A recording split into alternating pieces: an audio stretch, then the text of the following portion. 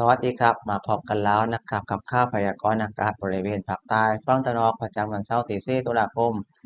2518นะครับมาแลกข้อมูลพร้อมๆกันเลยนะครับว่าวันนี้ลักษณะอากาศบ้านเราเป็นปืนบ้างครับเริ่มกันที่ภาพแรกนะครับเป็นข้อมูลแผนที่อากาศผิวเผินนะครับยังคงเป็นมรสุมตะวันตกเฉียงใต้นะครับกำลังอ่อนนะครับพัดปกคลุมบริเวณคลื่องทะเลอันดามันนะครับแล้วจะมีลมตะวันออกนะครับพัดปกคลุมคลื่องทะเลอ่าวไทยนะครับและประเทศไทยนะครับ รวมถึงจะมีตัวพายุโซนร้อนนะครับมีแนวโน้มเคลื่อนตัวมาทางทิศตะวันตกนะครับเรื่อยๆผ่านเกาะไหหลำนะครับขึ้นฝั่งที่เวียดนามตอนบนนะครับซึ่งพายุตัวนี้นะครับไม่เคลื่อนตัว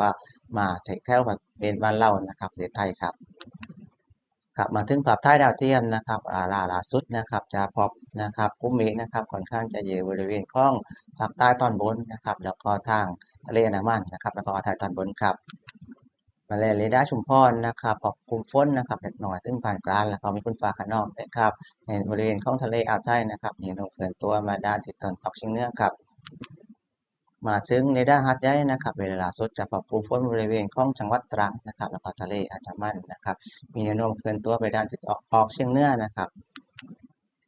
กลับมาถึงรายงานอุณหภูมินะครับของภาคใต้ฝั่งตะวันออกนะครับอุณหภูมิสูงสุดเมื่อวานนี้วัดได้ที่35.2องศาเซลเซียสที่อำเภอชวีจังหวัดชุมพรครับส่วนอุณหภูมิต่ำสุดนะครับอยู่ที่22.5องศาเซลเซียสนะครับที่อำเภอสะเดาจังหวัดสงขลาครับมาถึงรายงานปริมาณน้ำฝน24ชั่วโมงนะครับห้อง7โมงเช้าของเมื่อวานนี้จนถึง7โมงเช้าของวันนี้และควบคุมฝนนะครับเล็กน้อยถึงปานกลางกระจายนะครับทั่วทั้งภาคและมีฝนหนักในบางแห่งนะครับ วัดปริมาณฝนสูงสุดได้ที่89.8มิลลิเมตรที่อำเภอเมืองกาญจนาครับมาถึงพยากรณ์อากาศภาคใต้ฝั่งตะวันออกวันนี้กันบ้างครับก็คงมีฝนนะครับฝนฟ้าคะนองในหลายพื้นที่นะครับอยู่ที่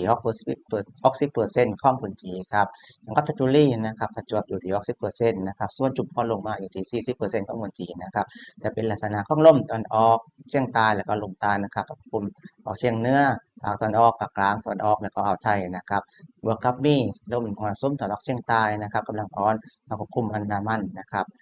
อุณหภูมิต่ำสุดนะครับอยู่ที่23ถึง26องศาเซลเซียสส่วนภูมิสูงสุดอยู่ที่32ถึง34องศาเซลเซียสนะครับยังไงในบางพื้นที่ยังคงมีลักษณะของฝนฟ้าคะนองนะครับให้พี่น้องระมัดระวังเรื่องฝนตกหนักแล้วก็ลมกระโชกแรงด้วยครับ มาถึงลมกันว่านะครับคลื่นลมนะครับช่วงนี้ก็เป็นช่วงเปลี่ยนเหมาะสมนะครับทำให้ลมค่อนข้างจะแปรปรวนนะครับโดยตอนบนของผาจะเป็นทางลมออกเฉียงเหนือนะครับส่วนตอนหลังของผาจะเป็นลมตกเฉียงใต้นะครับลมค่อนข้างจะแปรปรวนความเร็วลมอยู่ที่15ถึง30กิโลเมตรต่อชั่วโมงทะเลห่างฝั่งประมาณ1เมตรเป็นฟ้าขนองมา2เมตรครับมาถึงขาดไม้ลักษณะอากาศ7วันหลวงหน้านะครับสำหรับภาคใต้ฝั่งตอนบนนะครับตั้งแต่เพชรบุรีถึงสุราษฎร์ธานีนะครับ จะมีเกณฑ์ของฝนอยู่ที่40ถึง60%ของพื้นที่ครับตลอดช่วงครับซึ่งภาคใต้ฝั่งนอกตอนล่างกันบ้างนะครับตั้งแต่นครศรีธรรมราชจนถึง3จังหวัดนะครับ